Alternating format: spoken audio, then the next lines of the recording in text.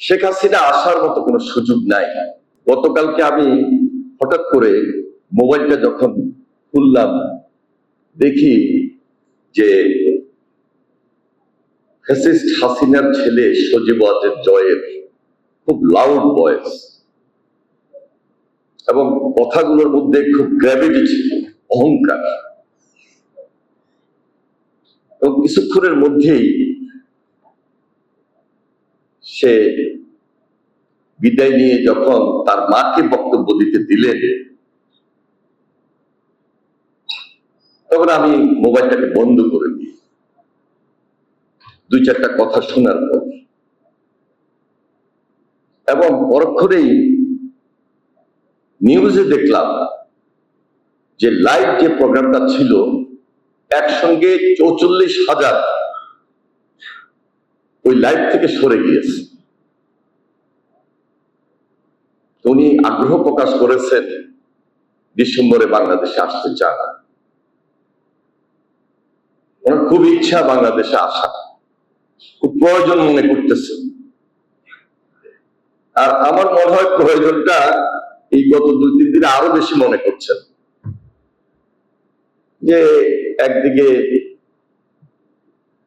বিভিন্ন প্রতিষ্ঠানে শিবির ছাত্রদল মারামারি করতেছে, এই আমার জন্য একটা সুযোগ, আমি যদি এই সুযোগে ঢুকে পড়তে পারি, এই আগ্রহটা তার কাছে খুব বেশি। আমি গত 2 সপ্তাহ আগে দেশের বাইরে গেলাম।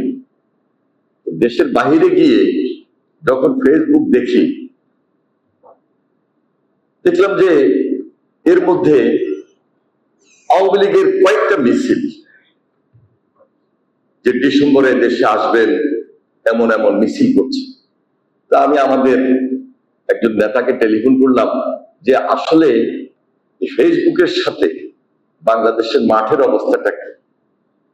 যদিও আমি নিজে এই ব্যাপারে না বুঝার কোনো কারণ ছিল না, সে বলল যে 2-1টা জায়গায় বিচ্ছিন্ন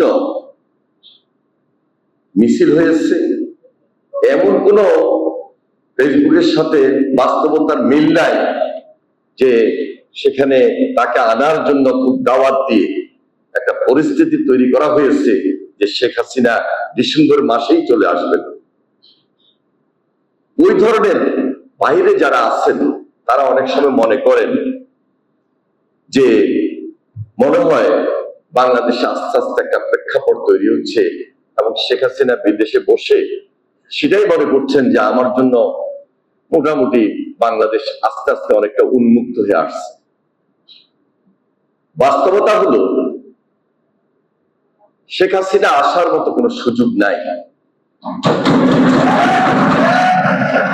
এমন কর্ম করেছেন, এমন অপকর্ম করেছেন, গতকালকে একজন বক্তব্য দিতে গিয়ে বললেন তাকে ফ্যাসিস্ট বলা যায় না, তাকে বলতে হবে মাফিয়া।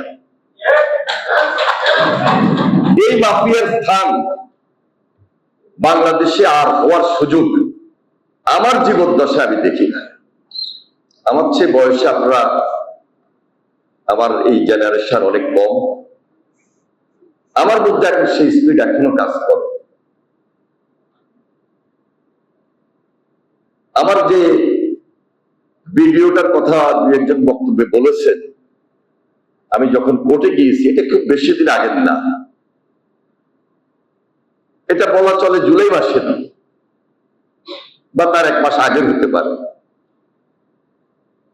15 জুলাই আপনারা এখানে রাত্রে আন্দোলন করেছেন এবং ছাত্রলীগের আশাকে বন্ধ করেছেন, তাদের ক্যাম্পাসে আসা নিষিদ্ধ করেছে। আমি 25 জুলাই শেষবারের মতো গ্রেপ্তার হয়েছিলাম এবং এই 1 বছরের মাথায় 25 জুলাই থেকে তার আগের বছরের জুলাই পর্যন্ত আমি পরপর 3 বার গ্রেপ্তার হয়েছি। কোন একটা ছবি আপনারা হয়তো বা সেটা দেখেছেন। কাশিমপুর আমাকে প্রায় যেতে হতো, প্রায় আসতে হতো। সপ্তাহে অন্তত 3 দিন ভোর 4টায় উঠতাম, 5টার সময় ওইখান থেকে রওনা দিতাম, 8টায় এসে এখানে কোর্টের গারদে থাকতাম। 9টা, 10টা, 11টা, 12টা সারাদিন পার করে আবার রাত্রে 10টায় গিয়ে বসতাম। এটা আমাদের রেগুলার ওয়ার্ক ছিল। এর মধ্যেই ওই জেলখানা থেকে যখন কোর্টে আসছি, কখনো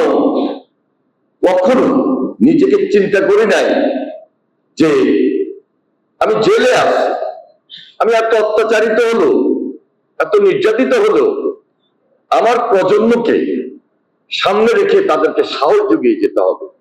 যার কারণে ওইভাবে আমার আশা, ওইভাবে আমার যাওয়া। হাসিনা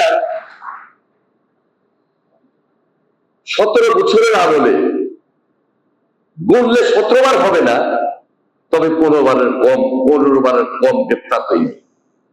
গ্রেপ্তার হয়েছি, মুক্তিও পেয়েছি। কারণ তার কাছে মাথা নত করে নাই, সে ধরেও রাখতে পারে নাই।